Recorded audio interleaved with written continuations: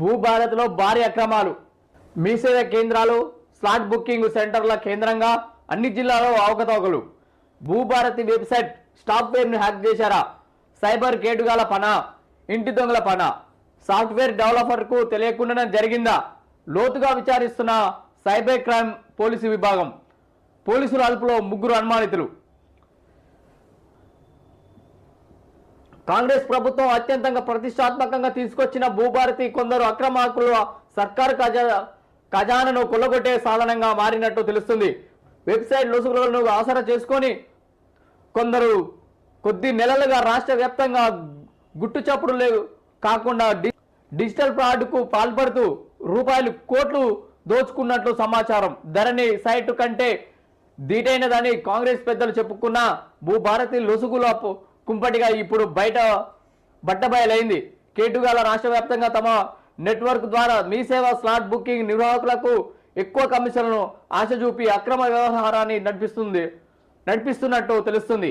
తమ login ID, password ద్వారా భూములు రిజిస్ట్రేషన్ కోసం చెల్లించిన స్టాంప్ డ్యూటీ, రిజిస్ట్రేషన్ చలానాలను సొమ్ము ప్రభుత్వ ఖజానాలో జమ కాకుండా పక్కదారి పట్టించారని తెలిసింది.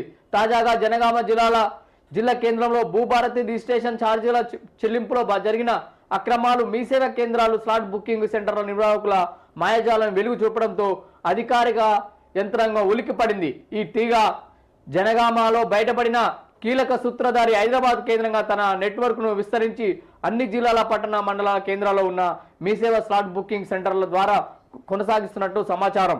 స్లాట్ బుకింగ్ మొదటి రిజిస్ట్రేషన్ వరకు సాఫ్ట్వేర్లు లొసుగులు వాడుకున్నట్టు కేటుగాలు భూ లావాదేవీలు కొనుగోలుదారుల నుంచి పూర్తి స్థాయిలో డబ్బులు వసూలు చేసి ప్రభుత్వానికి చెల్లించకుండా పక్కదారి పట్టించినట్టు తెలుస్తుంది.